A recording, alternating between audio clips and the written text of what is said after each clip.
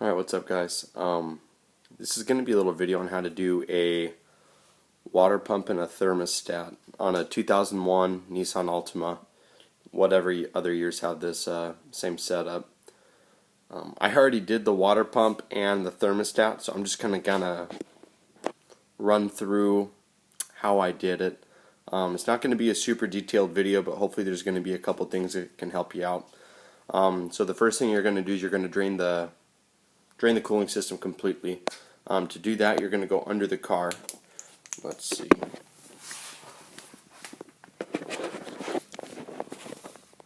And the radiator drain plug is right there under the car.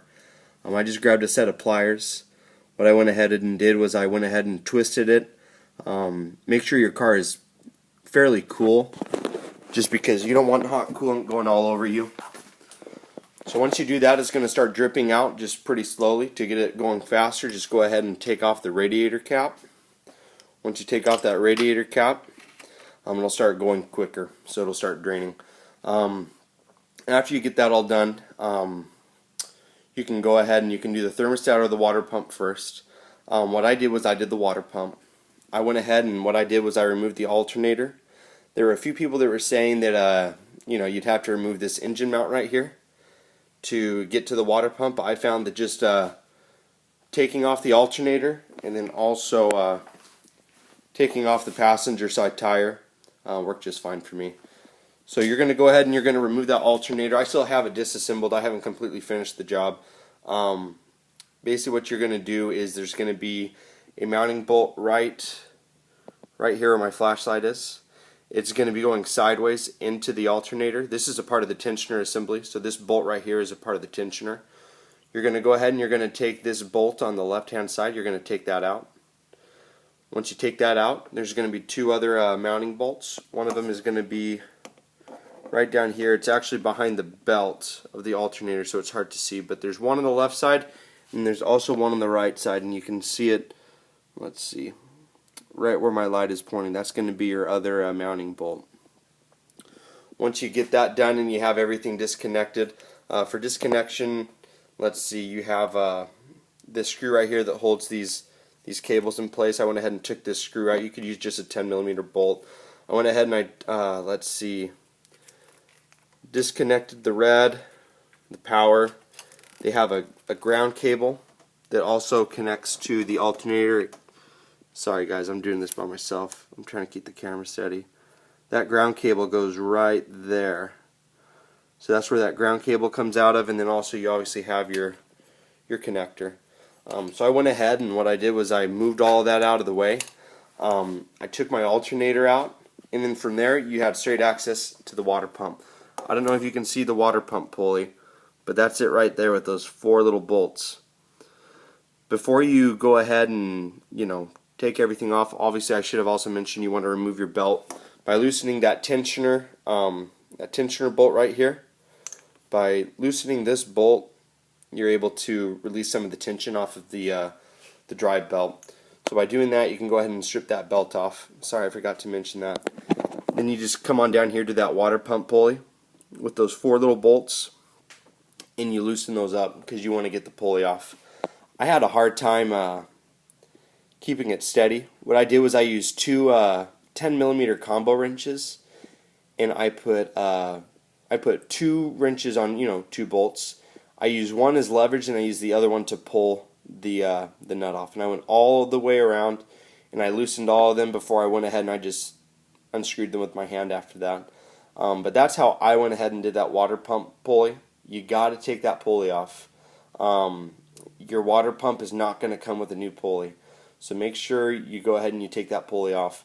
Like I said, you just need to find a way to get a little extra leverage in there. Once you get this alternator out, I don't want to take it back out, but once you get it out, it's a lot easier to put your hands in there. You have a lot more room.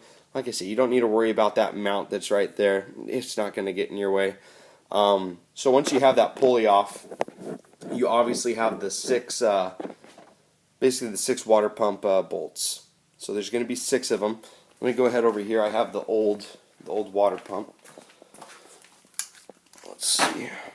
So you're going to have 6 water pump bolts, and that's what your water pump is going to look like.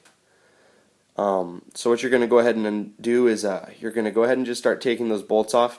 If I remember right, it was a 12 millimeter socket.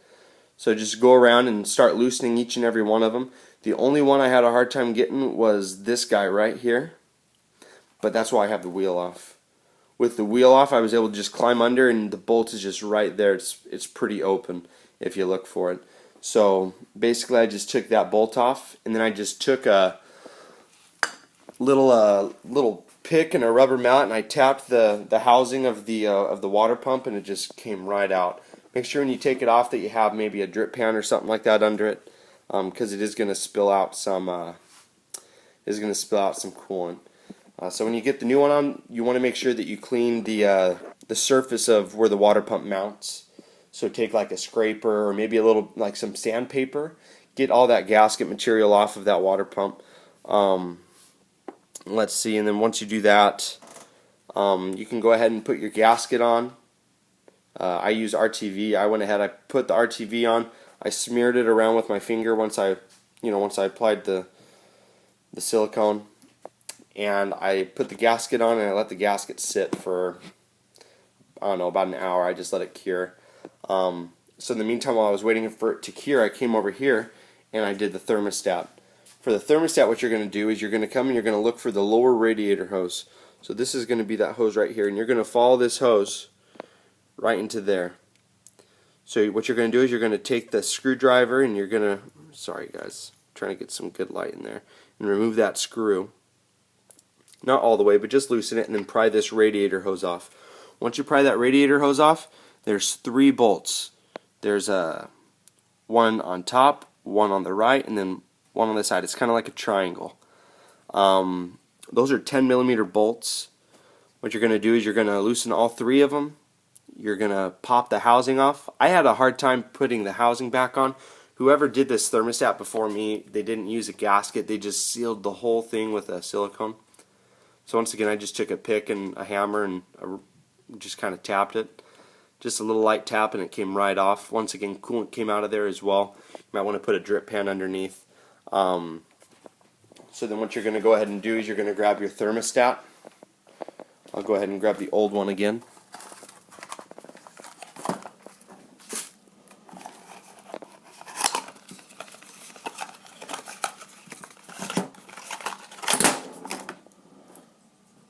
So this will be your thermostat, and it'll be sitting in here like this. I mean, all you do is, you just pull it on out. It's not going to be hard to get out, or it shouldn't be at least. Just grip it and pull. Then what I did was I had my replacement thermostat, and I put it in, and I had that water outlet, that little cap over the thermostat. I had that out, and I put some RTV over that as well, and I used a new gasket for that.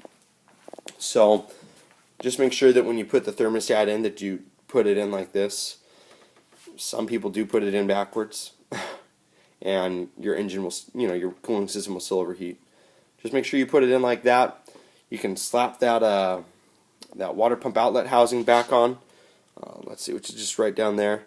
Once you're done with that, go ahead and snap that hose back on, tighten up that bolt. Your thermostat's good to go. With the water pump, after I waited for the RTV and the silicone to kind of cure and to kind of get a little bit more rubbery than than it was when I first applied it, I went ahead and lined up the water pump. Let's see. So I went ahead, I lined it up and I bolted it all back in.